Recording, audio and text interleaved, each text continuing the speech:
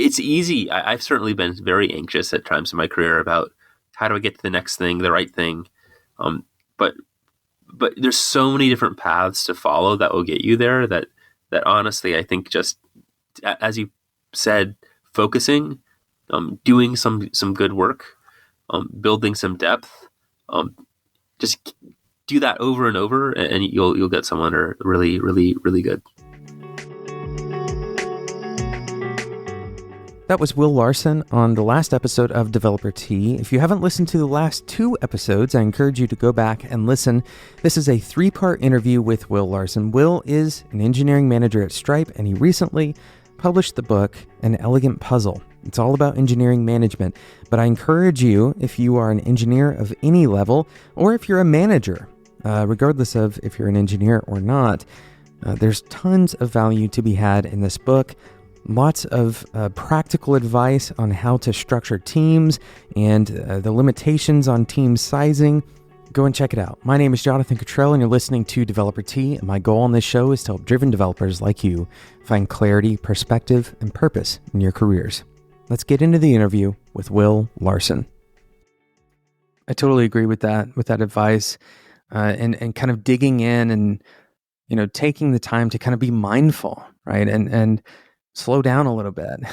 The world seems like it's moving fast, but that doesn't mean that you have to imitate the fast moving pieces. Most of what you see is staged. Not in the sense that it's a conspiracy, but rather in the sense that people are only putting forth the things that they've polished, that they've taken the time to make ready for presentation. And it's easy to believe that everyone has it together and everyone is learning at this rapid pace, and that you're going to be eclipsed, that you're never going to actually be able to keep up.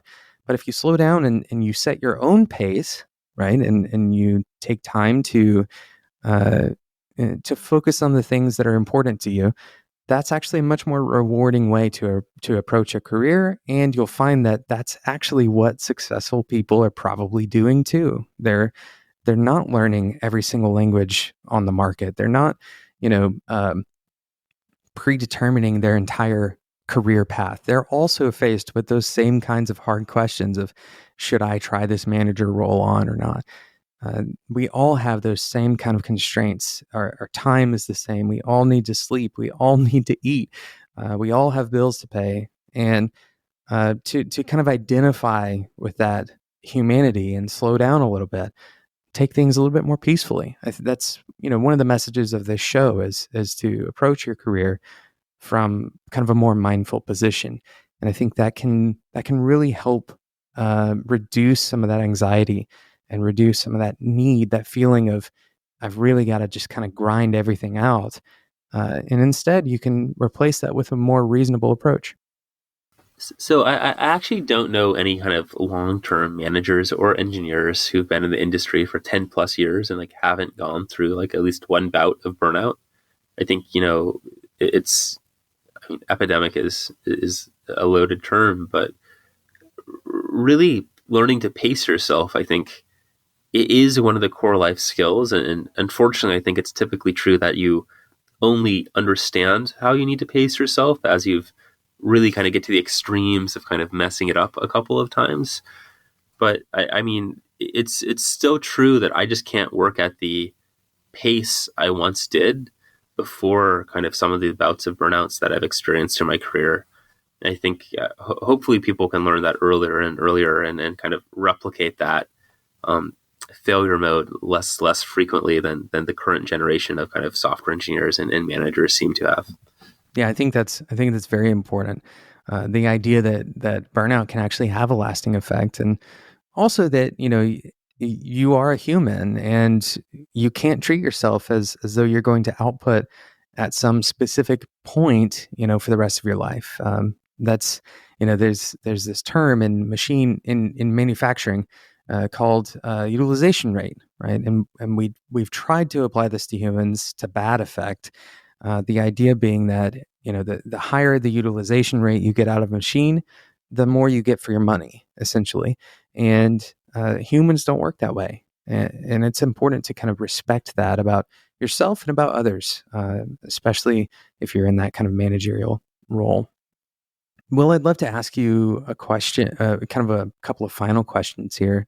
Is there anything that you kind of are more have a kind of a higher degree of passion for in terms of what you want to communicate to managers? What do you think that managers are largely missing? What pieces of the puzzle do you think they really need the most in your experience? Well, my personal vision for what I'd really like people to be thinking about more is that I think sometimes as a manager you can kind of feel like a little bit of a cog. But really, what I found is that individual managers can have a profound effect on kind of the quality of the environment, on the consistency, on the fairness, on creating an organization that rewards people who kind of behave the way that you want people to behave, kind of rewarding the people whose culture is the culture you want to have around you. And I think this is like our biggest opportunity to create like legacies and to create something of deep meaning is looking at these people whose lives we just have such profound impact on. And how do we make sure that we're kind of there for all of them? And how do we think about how we're not just there for our team, but kind of the overall organizations that we live in? And how can we make that a little bit better each day? Not just waiting for authority, not finding reasons we can't, but just finding these small little ways to make things better. And to me, I think that is what I found makes some of the best managers that I've gotten to work with. I couldn't agree more. I think managers have perhaps the biggest impact on the experience, the work experience for engineers, and really in almost every discipline. Managers are going to have a kind of a high leverage impact on that working experience. Okay, I have one more question for you, Will. What is one thing that you wish more people would ask you about? I think I think something that I've really learned a lot about and really feel quite passionate about, that I don't get to talk to people about as much as I'd like to, is how we go from kind of talking about inclusion and diversity as a challenge. It's like, what are the specific actions that we've taken that have actually like made things meaningfully better? And so a lot of the book covers several of these things that have like moved the experience for folks that I've gotten to work with and made it a more consistent, a more kind of equitable environment with like more access to opportunity. And I think this is such an important topic. And so often we kind of get stuck on this is a problem, but what can I do? And really, I think there are just so many clear things that you can do, clearer access to critical projects, ensuring that you show up to kind of communities and represent with your time where your priorities are. Um, so just two, but there's just so many things we can do that actually matter to folks and actually make results. And I think this is a conversation I'd love to be having more and more with people across the industry. This is something I've been thinking a lot about recently, partially because I'm taking a class, kind of an online course in models. And it turns out that, well, the course is called The Model Thinker, or I guess that's the name of the book, but it's Scott Page's course on the subject. And in the course, he discusses this idea of kind of micro actions and macro systems. So our individual actions that may contribute to a larger effect that we wouldn't have necessarily predicted. And I think it's important that we think about diversity and inclusion from both of those angles, from both the kind of the micro interactions that we have, the kind of one-on-one interactions, or even within a team, but then also thinking, especially for people who are in some managerial role where you're shaping the environment in some way, thinking about how all of those micro interactions actually culminate to a macro effect. What is happening at a broader scale. And one of the explanations he provides is basically an interaction model where you have people who are generally okay with their neighborhood being diverse, right? People who essentially look different from them. They want 40% of their neighbors to look like them, right? So this seems reasonable at first glance. It seems that these people are okay with having a diverse neighborhood. They also want to identify with the people who are like them as well.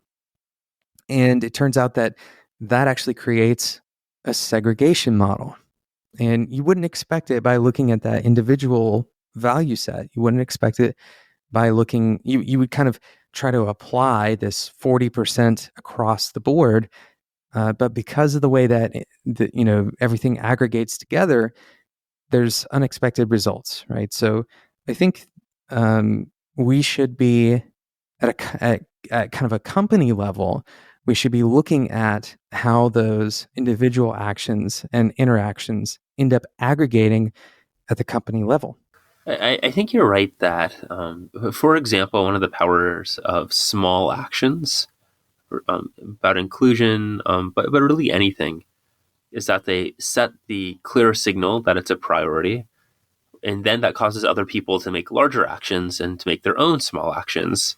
Where sometimes the small things are just creating the precedent, creating the visibility, the awareness, even if they don't do a whole lot themselves.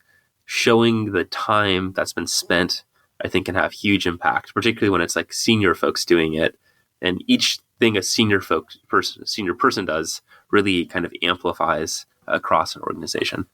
Yeah, I absolutely agree with that. That's another thing that I learned when I was in a manager role, that the kind of the voice of a manager, the voice of a leader is often repeated. This is something that's unique for people who are leaders.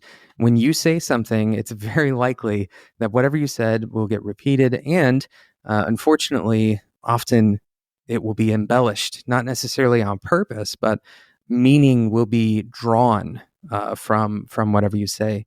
And so, and that's not just vocalizing, explaining. It's not just about your words, but it's also about your actions. And what do those actions mean? People are looking at the leaders to understand, what is this company. What are our values collectively? What is our culture collectively? And we take those cues in particular from leadership. I think that's exactly right. I've definitely have the experience, and I'm sure you have as well, where someone kind of parrots back to you something that someone said a few years ago as a reason not to do something or a reason they're doing something. And you're like, well, like I know the person who said that. I know they're thinking about that, and that's like no longer what they believe today. But because there's this kind of meme that's propagated, it can be quite hard to kind of untangle things that are clearly no longer true. Potentially were never even true, to your point about embellishment, but that have just become part of like the organizational lore. Yeah, lore is a big deal, right? Because it's driven off of this illusion that a manager, a leader, whenever they say something, they've thoroughly thought out, whether or not they actually believe it. They know exactly what they're saying at all times. They know how people will take it, and they intend it. And very often, that's just simply not the case. And leaders have the same kind of communication breakdowns that people who are not leaders have. And so, yeah, I've seen that happen as well, where one phrase, in fact, I've done this before when I was a manager, and particularly young in my managerial career. I walked up behind one of the people that I was working with, a good friend of mine, friends even to this day. Um, and I said something along the lines of that code is terrible, which is the worst thing, by the way, that a manager can say to somebody, in particular if other people can overhear it. And I remember, him holding on to that moment for a really long time, even after I had apologized fairly profusely for my misstep. I knew pretty immediately that wasn't an effective way to help. And what would have been taken when I was an IC as, oh, who cares, right? Who cares? We'll write the code and we'll kind of ping back and forth and share our opinions. That was taken more as a judgment of that person, and that can be a very long lasting kind of scar on the relationship, and that that's you know that's just a symbol of how effective your actions and words are when you're a leader. And going back to our previous discussion, that high level of responsibility, right? And why it's so important to be more intentional as a leader with what you say and what you do. I think intentional is right, but also just the level of consistency required to be a senior leader, where because these things kind of amplify so much, where even if you're just having a bad interaction, 1 out of 100 interactions, you can be then defined by that. And so to me, something I've been thinking about a lot is as you get more senior, the consistency of the basics that you have to have, just your ability to have, you know, interview like 300 people and have all of them have a good experience with you. Your ability to have, like 600 coffee chats with kind of coworkers and have all of them have like a good experience with you. Your ability to have 15 hard performance conversations and for no one to feel like it's a personal attack, but instead kind of objective, fair, and just like even small kind of misses or kind of to our earlier conversation about one bad thing outweighing like all the goods when you're thinking about kind of metrics for incidents or whatnot. I think the same thing is equally true for kind of our interactions as we start to leave a wider wake behind us in our seniority. 100% agree with that. The same kind of mental hooks apply in the opposite direction, not just when we as managers are evaluating the performance of our direct reports, but also when people are watching us, and those moments, those individual speeches, those minutes in time. I like to think about that as, there's seconds that we remember even. Those seconds become incredibly important. And, this is with a group of people who they are not intentionally trying to walk away from that, right? We have to recognize that this isn't something that the average worker is going to try to create a system to properly evaluate leadership. They're going to continue evaluating leadership in that normal human way of remembering those 1 out of 100 events. Yeah, it's funny. I think that is the right way to evaluate us, right? Or I think it's funny. Part of designing these performance systems is like we kind of think about how should we be evaluated. And it's interesting. So Stripe, like most companies, has these kind of biannual kind of cultural reviews where we kind of have people kind of rate themselves on a bunch of different questions, like, how likely are you to work here in 3 years? And then also leave comments. And I think one of the interesting things is as you start reading these comments from increasingly large groups, is there are people who are frustrated about stuff you're doing that you didn't think anyone would ever be frustrated about. You're like, but I just did this very reasonable thing. And so I think really leadership at scale in a large organization builds this level of self-awareness that I think almost nothing else can. Maybe therapy and leading a large org are like two great ways to just build this level of awareness about the things you've done that you thought were not controversial or thought landed really well, and then seeing kind of the long tail of feedback where you're like, nope, actually a bunch of people were pissed about that when you like didn't even notice at the time that anything didn't work. Yeah, that's great advice, and definitely, I think a lot of leaders find out that therapy is perhaps a better avenue or faster avenue to finding self awareness that maybe you can use in your career.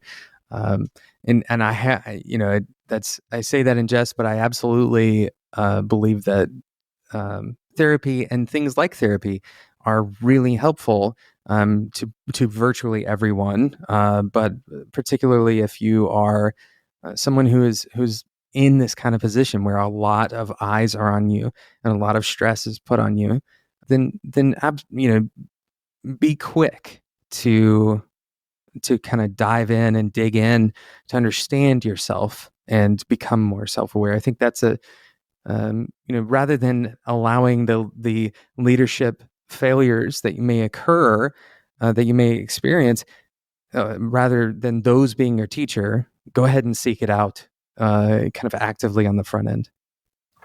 Working on ourselves is really core. I think there's never this place where you get to where you're like, I'm done. Like I've done the work. I think societal norms have evolved a lot since I was a child, and have evolved a lot in like really important and wonderful ways. But we have to learn to like internalize these changes. We have to be thoughtful about things that we did when we were growing up, that like word choice, like using guys as a quote unquote gender neutral term, and kind of getting that level of mindfulness about kind of the words that we use, and just continuing to evolve like how we interact, how we present, and not getting comfortable with how things used to work, but instead being continually present in how things are evolving and how we make people feel when they're around us. And that ongoing work and investment in ourselves is, I think, one of the things that is kind of defining for effective leadership. Yeah, and I think, it's true in an ongoing way because we're not in a static environment, right? We're continuously learning more about culture around us and our place in that culture. And because we continue to grow, there's still always more to learn. And so digging in and, you mentioned using guys as a term, and I'm pretty sure I'm guilty of that on this episode. So there is no arrival point. Even when you do have that self-awareness, I've done a lot of these episodes, and I'm very self-aware about some things about my grammar, for example, right? But there's also going to always be more growth that can occur that is just about accepting some of the ways that you tend to fail, some of the ways that you generally have weaknesses, right? And then finding ways to deal with those. Not necessarily always becoming better in those areas. That may not necessarily be the best strategy for you, but instead finding ways to make up the gap where you need to. And maybe that means relying on someone else. Certainly we're not talking about allowing a weakness of insensitivity towards others to continue. That's something that you absolutely can work on. But sometimes we have a profile of skills, and we should be focusing on ways to complement other people with the things that we're good at, rather than always trying to figure out, how do I have to get better at this particular weakness? Yeah, I totally agree. I think that there is sometimes this desire to like, I'm bad at this thing, that, or I don't like doing this work, so I'll hire someone else to do it for me. And I think you can go a little bit too far that way sometimes, where I think you can kind of not do work you need to be doing and kind of justify it by saying you've delegated it. There's kind of abdication versus delegation, and kind of, I think, important to be thoughtful about that. But there are certain things that I've just found that I'm not very good at, and I just don't, because of like what personally is important to me. A good example of this is I really believe in kind of doing great work and then kind of being quiet about it. Like the work is its own reward. And then I think that puts me in a spot where I'm not very good at kind of getting recognition for the org that I'm leading. So how being more mindful about that. Conversely, like I'm quite introverted, so at the end of the day, like I have no desire to kind of go to a team offsite. I just want to go home, and so I never schedule these sorts of like bonding offsites that people really love and really get a lot of value out of.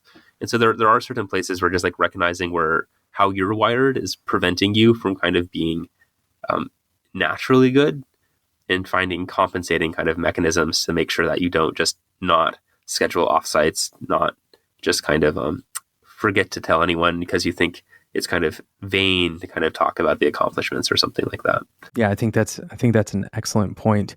And knowing where that line is, knowing what things can we be more mindful and intentional about, and what things do we truly, never expect to really change about our core selves. You don't expect to suddenly overnight no longer be an introvert, and you don't expect to suddenly. I may not expect to suddenly overnight stop being the kind of question asker, right, and the investigative type, where I'm always looking for, the kind of an alternative way of looking at something, and that can be a strength and it can be a weakness, just like introversion can be a strength and a weakness. Well, I could keep on talking to you. I realize we've gone way over our planned time at this point, but I really appreciate you taking the time to discuss this. And I'd love for you to take a moment and do the thing you just said you're not very good at doing, and talk to us a little bit about your book, where we can find it, and who is it really for? Who should be going and buying this book today? So, an elegant puzzle, you can find it on Amazon. It's the easiest place to get it. It's about 250 pages of advice on how to lead effective, thoughtful, and just kind of engineering groups. And it's not just about leading as a manager. I think there's lots of ways to lead, and almost everything in there, I think, is going to resonate to kind of a tech lead, a team lead, a senior engineer who's kind of considering making a manager transition. Really, it's about decision making, and these are typically organizational decisions. But really, I hope, and so far the feedback I've gotten from folks who have read it, who come from kind of the pure technical track, have gotten some value out of it. So, An Elegant Puzzle by Will Larson. I've been really just like super excited by the feedback so far. So a lot of people think it's a good book, and hopefully readers or listeners, I suppose, will as well. See, I thought that was very well done, and I think you talk perfectly balanced about your own work that you're proud of. So, no, I absolutely agree. This book is excellent for developers, really of almost any level, who are interested in building effective teams. So it's got kind of an official endorsement on this podcast for sure. And just to be clear, Will and Stripe have not compensated me in any way for this interview or the discussion on the book. Will, thank you so much for taking the time to talk with me on the show. Likewise, thank you so much for having me. I think these are such important topics, and just getting the opportunity to chat about them with you has been fantastic. Another huge thank you to Will Larson for joining me on Developer Tea, and thank you for listening to today's episode. If you found this interview helpful or valuable in any way, even if you found one thing that's going to change your career in some positive way, then I encourage you to subscribe in whatever podcasting app you use. This show is totally free. It always has been. We're 4.5 years into making this show. And if you come out with something that's going to impact your career in a positive way, I believe that it's a worthwhile trade, that bit of time that you spend listening to this show. And of course, this show wouldn't be possible without Spec.fm. Go and check it out, Spec.fm. This is a network of podcasts, including this one, built for designers and developers who are looking to level up in their careers. Go and check it out, Spec.fm. Thank you so much for listening. And until next time, enjoy your tea.